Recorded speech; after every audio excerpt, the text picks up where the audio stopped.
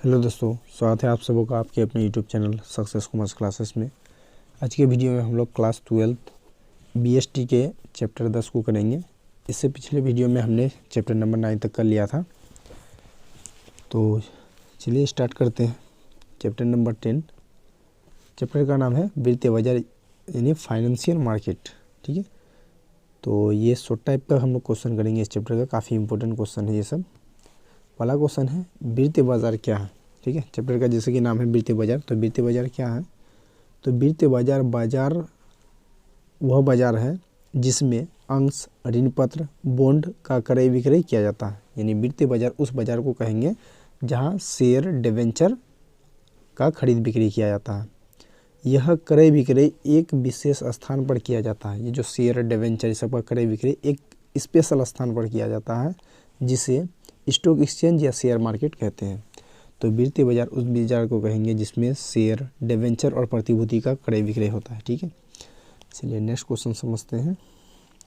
दूसरा क्वेश्चन है वित्तीय बाजार के कार्यों को बताएं। देखिए, जो शेयर मार्केट है उसका कार्य क्या है। तो शेयर मार्केट अर्थात वित्तीय बाजार का कार्य निम्न है। पहला, बचतों को निवेशों से उद्यमी तक पहुँचाने में सहायक, यानी जो सेविंग होगा उसको इन्वेस्टर को पहुंचाने में सहायता प्रदान करता है। दूसरा है निवेशक की रक्षा करता है, यानी जो व्यक्ति इन्वेस्ट करता है शेयर मार्केट में पैसा, उसका ये रक्षा करता है स्टॉक एक्सचेंज यानी शेयर बाजार। तीसरा है क्रेता और विक्रेता को उचित सलाह देना। ये स्टॉक एक्सचेंज का यानी शेयर मार्केट का काम है वित्तीय बाजार का। जो खरीदने वाला है शेयर, डिबेंचर, उसको और जो बेचने वाला है दोनों को सलाह देता है। तीसरा ये चौथा प्रतिभूतियों का क्रय विक्रय करना। ठीक है, प्रतिभूतियों का क्रय विक्रय करना यानी शेयर, डिबेंचर का सबका क्रय विक्रय करने का काम करता है। पांचवा है निवेशकों को अपनी बचतों पर ब्याज या लाभांश देना, यानी जो इन्वेस्टर है, जो व्यक्ति इन्वेस्ट करेगा वित्तीय बाजार में पैसा, शेयर, डिबेंचर खरीदेगा, उनको लाभांश और ब्याज देने में हेल्पफुल होता है। ठीक है, ये सब वित्तीय बाजार का कार्य है। ठीक, चलिए अगला क्वेश्चन समझते हैं। नेक्स्ट है वित्तीय बाजार के कितने प्रकार के होते हैं। जो वित्तीय बाजार है वो कितने प्रकार के होते हैं। देखिए, आपसे ये ऑब्जेक्टिव में भी पूछा जा सकता है, तो ध्यान रखना। वित्तीय बाजार दो प्रकार का होता है, एक मुद्रा बाजार, दूसरा पूंजी बाजार। ठीक है, अब आगे क्वेश्चन आता है कि जो मुद्रा बाजार है उस किसको कहेंगे, यानी मुद्रा बाजार क्या है। तो मुद्रा बाजार वह बाजार है जहाँ अल्पकालीन प्रतिभूतियों का क्रय विक्रय होता है। मुद्रा बाजार उस बाजार को कहते हैं जो अल्पकालीन प्रतिभूति का यानी 12 माह के अंदर के प्रतिभूति का खरीद बिक्री होता है। ठीक है, साधारण तौर पर यह क्रय विक्रय 1 वर्ष के अंदर की अवधि का होता है, इसलिए इसे निकट मुद्रा भी कहते हैं। देखिए, तो वित्तीय बाजार का दो प्रकार, एक मुद्रा बाजार, दूसरा पूंजी बाजार। तो मुद्रा बाजार उस बाजार को कहेंगे जहां अल्पकालीन प्रतिभूति का खरीद बिक्री होता है। ठीक है, उसे मुद्रा बाजार कहते हैं। अब अगला क्वेश्चन है कि मुद्रा बाजार का विशेषता क्या है। ठीक है, मुद्रा बाजार का विशेषता निम्न है। पहला, मुद्रा बाजार वित्तीय बाजार का प्रमुख अंग है। ये जो मुद्रा बाजार है ये वित्तीय बाजार का प्रमुख अंग है। ठीक है, दूसरा है मुद्रा बाजार में अल्पकालीन प्रतिभूतियों का क्रय बिक्री होता है। मुद्रा बाजार में सिर्फ अल्पकालीन प्रतिभूति यानी 12 माह के अंदर के शेयर और डिबेंचर का खरीद बिक्री होता है। तीसरा है इसमें अधिकांश लेन देन टेलीफोन पर होता है। जो मुद्रा बाजार में क्या होता है कि अधिकांश लेन देन, ज़्यादातर क्रय विक्रय जो है टेलीफोन के माध्यम से होता है। चौथा है इसमें दलालों की सहायता के बिना भी लेन देन किया जा सकता है।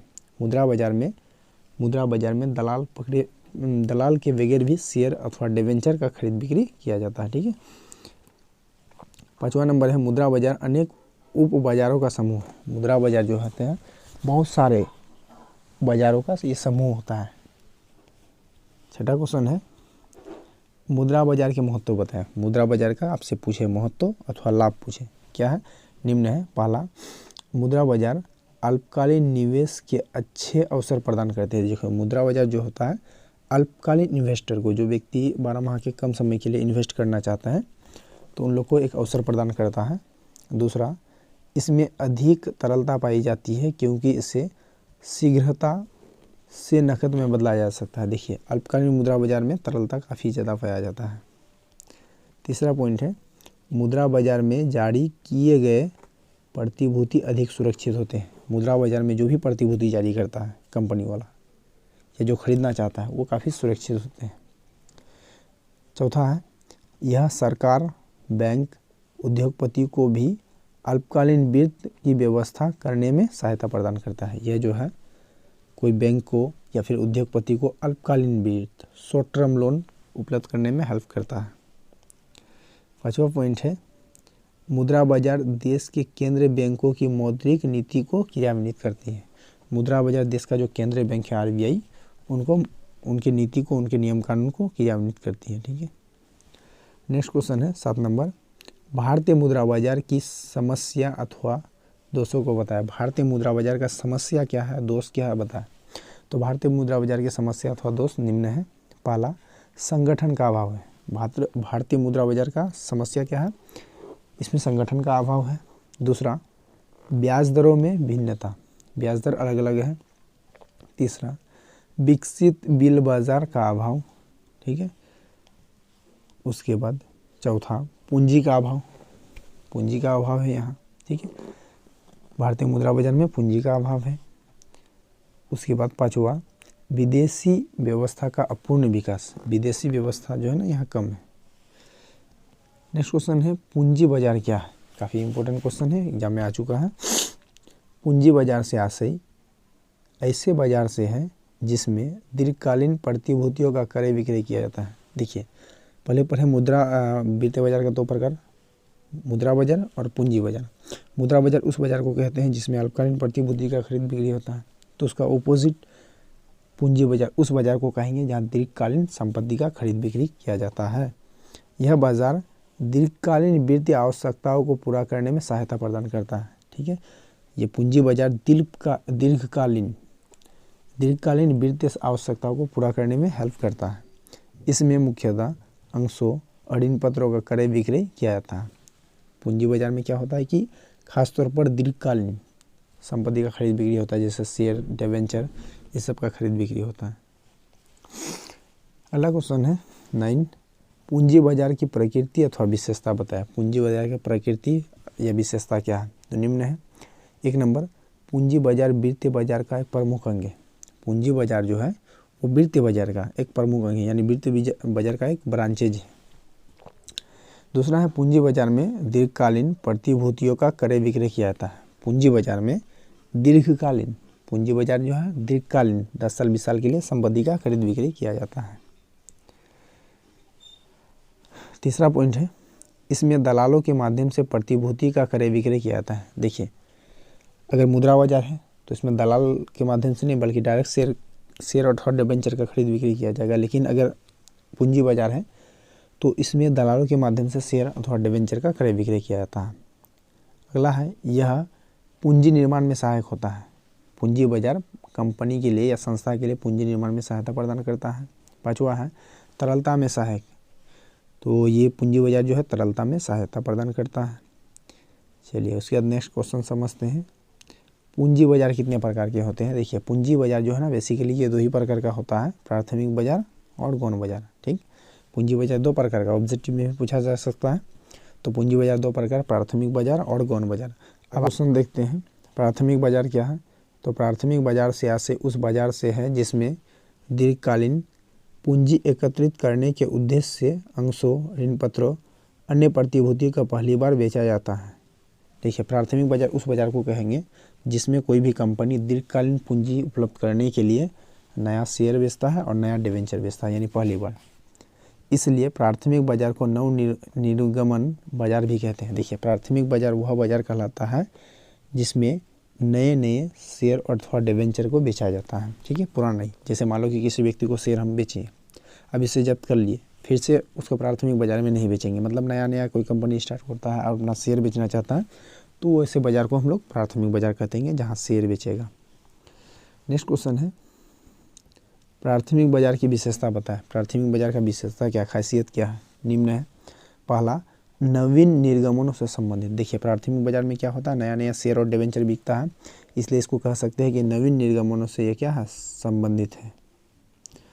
नेक्स्ट पॉइंट है, इसका कोई विशेष स्थान नहीं होता। प्राथमिक बाजार का कोई भी फिक्स स्थान नहीं होता है। ठीक है, प्राथमिक बाजार का कोई स्थान फिक्स नहीं है, यानी कि इसका कोई फाइनल ऑफिस नहीं है। तीसरा है, इसमें गौण बाजार से पहले व्यवहार किया जाता है। देखिए प्राथमिक बाजार में जो है ना गौण बाजार से पहले व्यवहार किया जाएगा। 5वां पॉइंट है, चौथा पॉइंट, इनमें प्रतिभूति के निर्गमन करने से पहले परिविवरण जारी किया जाता है। ठीक है, चलिए तो ये सब हम लोग पढ़ लिए प्राथमिक बाजार की विशेषता। अब आगे पढ़ते हैं गौण बाजार। गौण बाजार क्या है? ठीक है, तो पहले प्राथमिक बाजार को हम लोग समझ लिए कि जहाँ जिस बाजार में नए नए शेयर और डिबेंचर को बेचा जाता है उसे वह लेंगे प्राथमिक बाजार।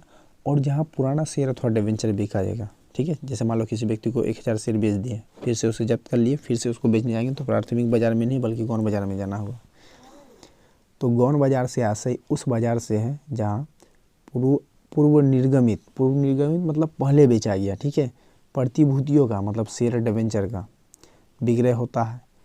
तो गौण बाजार उस बाजार को कहते हैं जहाँ पूर्व निर्गमित पहले बेचा गया शेयर अथवा डिबेंचर को फिर से बेचा जाता है। कोई भी प्रतिभूति जब प्रथम बार बेची जाती है तो वह प्राथमिक बाजार की क्रिया होती है। जब कोई कंपनी फर्स्ट टाइम अपने शेयर को बेचेगा तो वो प्राथमिक बाजार का क्रिया कहलाएगा। लेकिन जब उसी प्रतिभूति का पुनः विक्रय होता है तो यह गौण बाजार की क्रिया कहलाती है। जब कोई प्रतिभूति को सेकेंड टाइम बेचते हैं, ठीक है, तो कहाँ की क्रिया कहलाएगी? गौण बाजार का। अगला है क्वेश्चन, गौण बाजार की विशेषता बताएं। तो गौण बाजार का विशेषता क्या है? तो पहला गौण बाजार का विशेषता निम्न है। नंबर 1, गौण बाजार पूर्व निर्गमित प्रतिभूतियों में व्यवहार करती है। देखिए गौण बाजार क्या होता है? पूर्व निर्गमित मतलब पुराना शेयर और डिबेंचर का क्रय बिक्री किया जाता है इसमें। दूसरा है, इसका एक निश्चित स्थान होता है जिसे स्कंद विपणी कहते हैं। देखिए प्राथमिक बाजार का कोई निश्चित स्थान नहीं, ठीक है, प्राथमिक बाजार का कोई निश्चित स्थान नहीं, लेकिन गौण बाजार का एक निश्चित स्थान होता है जिसको हम लोग स्टॉक एक्सचेंज कहते हैं। तीसरा है, गौण बाजार प्राथमिक बाजार के बाद आता है। देखिए गौण बाजार जो है, गौण बाजार वो प्राथमिक बाजार के बाद होगा। हाँ, सबसे पहले प्राथमिक बाजार होगा, फर्स्ट बाजार, उसके बाद गौण बाजार होगा, ये बात सही है। नेक्स्ट पॉइंट है, गौण बाजार में प्रतिभूतियों का क्रय विक्रय दलालों के माध्यम से होता है। देखिए गौण बाजार में, ठीक है, जो भी शेयर और डिबेंचर का क्रय विक्रय होगा डायरेक्ट नहीं बल्कि उसके लिए दलाल के माध्यम से होगा। ठीक, नेक्स्ट क्वेश्चन समझते हैं। 15 में है प्राथमिक बाजार और गौण बाजार में अंतर। देखिए काफ़ी अच्छी तरह से समझ में आ जाएगा आपको प्राथमिक बाजार और गौण बाजार क्या होता है, अंतर को समझ करके। ठीक है, तो प्राथमिक बाजार और गौण बाजार में अंतर निम्न है। पहला एक कॉलम देना अंतर का आधार, दूसरा कॉलम प्राथमिक बाजार और तीसरा कॉलम गौण बाजार के लिए। ठीक है, चलिए अंतर समझते हैं निर्गमन के आधार पर। देखिए अंतर क्या है, तो प्राथमिक बाजार में नई प्रतिभूतियों में व्यवहार होता है। प्राथमिक बाजार में क्या होता है? नया नया शेयर अथवा डिबेंचर बेचा जाता है, जबकि गौण बाजार में पहले से निर्गमित अर्थात पूर्व विद्यमान प्रतिभूतियों का व्यवहार होता है। देखिए प्राथमिक बाजार में क्या होता है? नया नया शेयर अथवा डिबेंचर बेचा जाता है।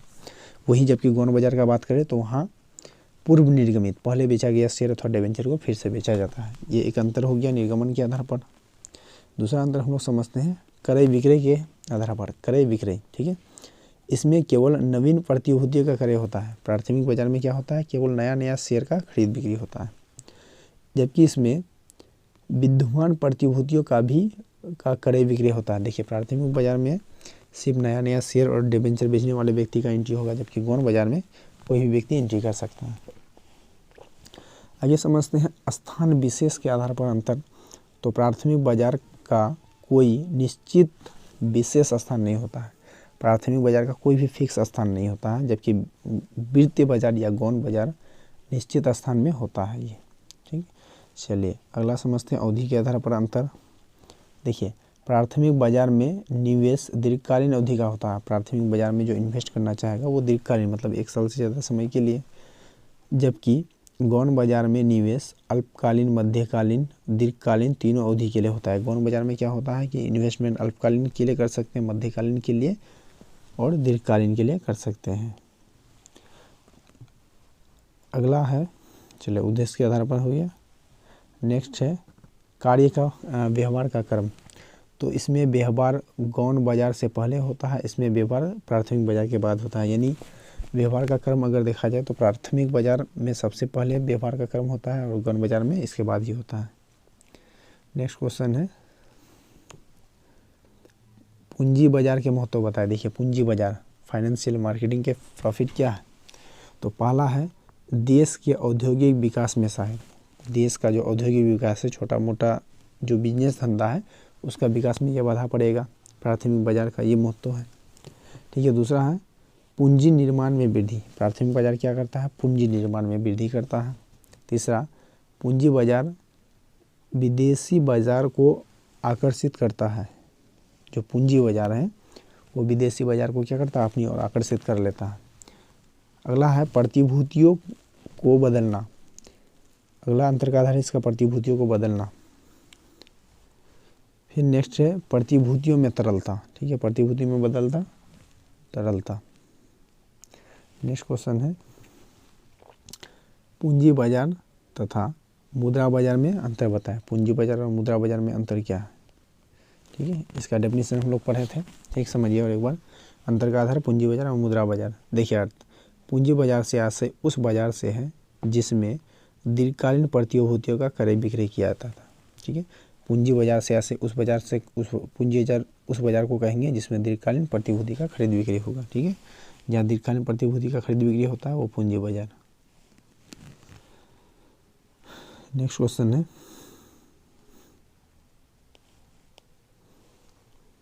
नेक्स्ट पॉइंट उसी में अंतर में, जबकि मुद्रा बाजार में देखिए पूंजी बाजार में क्या होता है, 1 वर्ष की अवधि के लिए होता है, जबकि मुद्रा बाजार में 1 वर्ष से कम की अवधि वाली प्रतिभूतियों का क्रय किया जाता है। ठीक है, चलिए नेक्स्ट क्वेश्चन है उद्देश्य के आधार पर पूंजी बाजार का उद्देश्य अस्थायी पूंजी एवं कार्यशील पूंजी उपलब्ध कराना है। पूंजी बाजार का उद्देश्य अस्थायी पूंजी और कार्यशील पूंजी उपलब्ध कराना है, जबकि मुद्रा बाजार का उद्देश्य अल्पकालीन एवं कार्यशील पूंजी उपलब्ध कराना है, जबकि दीर्घकालीन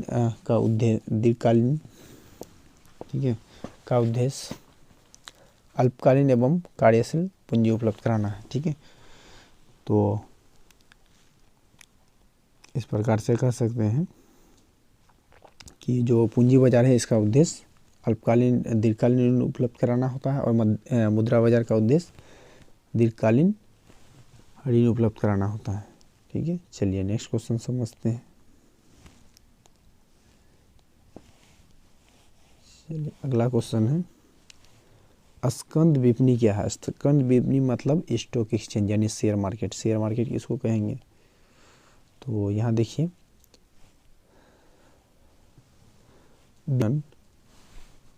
स्टॉक विपणन से आशय है ऐसे संगठित बाजार से है जहां पर अंशों, ऋण पत्रों, स्वीकार एवं अर्ध सरकारी प्रतिभूतियों का क्रय विक्रय किया जाता है। देखिए स्टॉक एक ऐसा बाजार है जिसमें शेयर, डिबेंचर और सरकारी प्रतिभूति का क्या होता है, खरीद विक्रय किया जाता है। चलिए नेक्स्ट पॉइंट है अर्थात दूसरे शब्दों में स्कंद विपणि से आशय उस बाजार से है जिसमें अंशों, ऋण पत्रों, प्रतिभूतियों का क्रय विक्रय किया जाता है। यानी वित्तीय बाजार उस बाजार को कहेंगे जहाँ शेयर, डिबेंचर का खरीद बिक्री होता है। ठीक है, नेक्स्ट क्वेश्चन है स्कंद विपणि किस देश के समृद्धि का मापक यंत्र है। स्कंद विपणि स्टॉक एक्सचेंज किस देश के समृद्धि का यह मापक यंत्र होगा। तो आधुनिक युग में स्कंद विपणि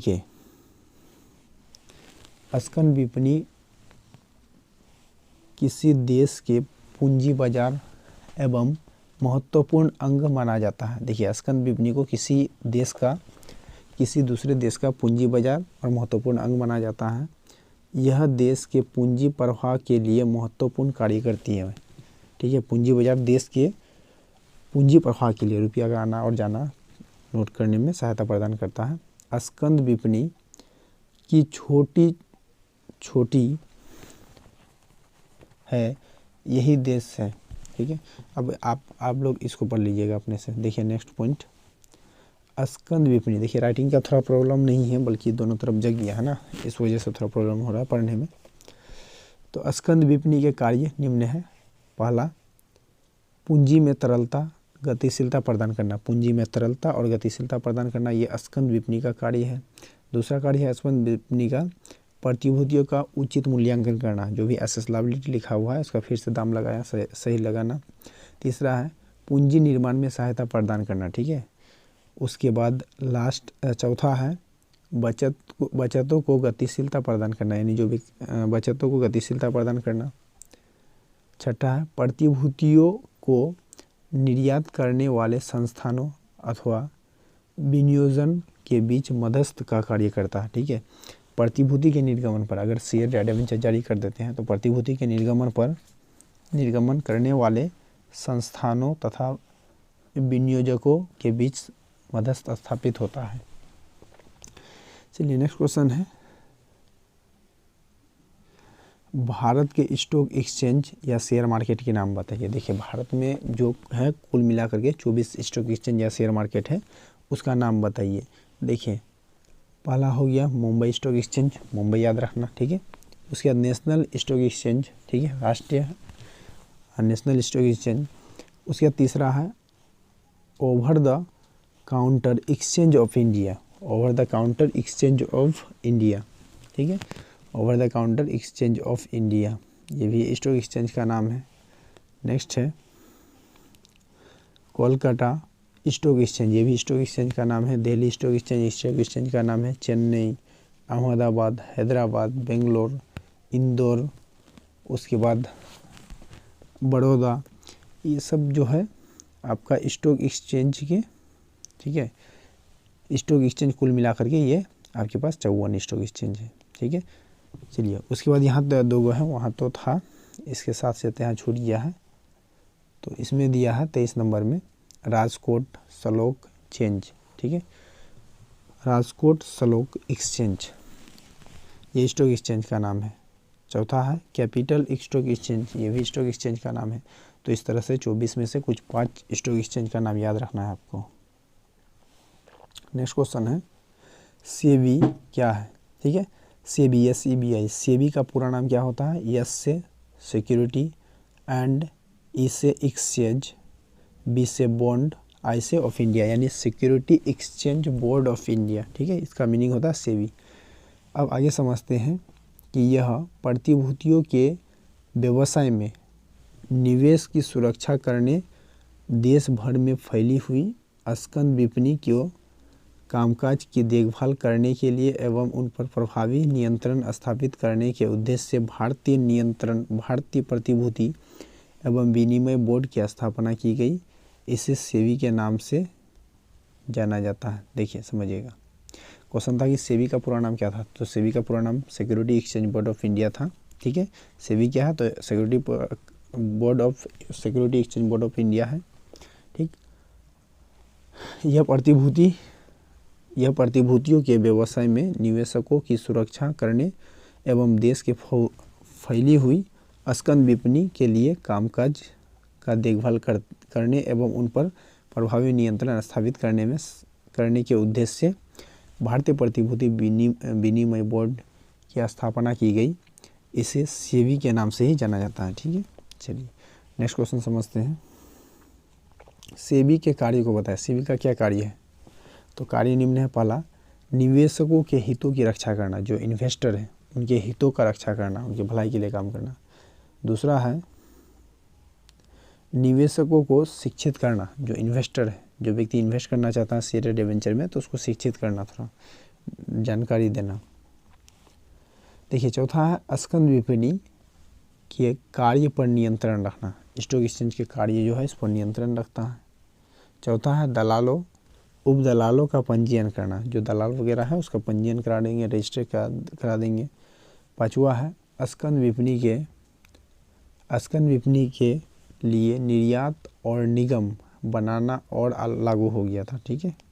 चलिए उसके बाद नेक्स्ट क्वेश्चन है अभौतिक खाता या डीमैट खाता क्या है, ठीक है। चलिए समझते हैं, काफ़ी बार एग्जाम में आया है। तो डीमैट खाता एक प्रक्रिया है, ठीक है। डीमैट खाता एक प्रक्रिया है जिसमें अंशों, ऋण पत्रों और प्रतिभूतियों को किसी ऐसे व्यक्ति के खाते में जमा कर दिया जाता है जिस पर सभी प्रतिभूति खरीदने वाला व्यक्ति जनता हो जिस व्यक्ति के खाते में जमा किया जाता है उसे अमानवीय भागीदारी कहते हैं।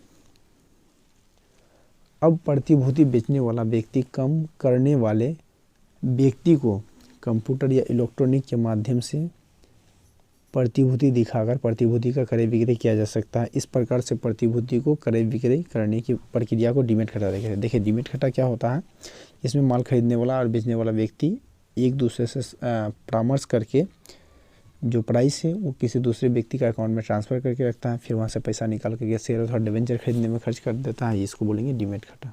ठीक है, चलिए आज के वीडियो में बस इतना ही। उम्मीद है आपको वीडियो समझ में आया होगा।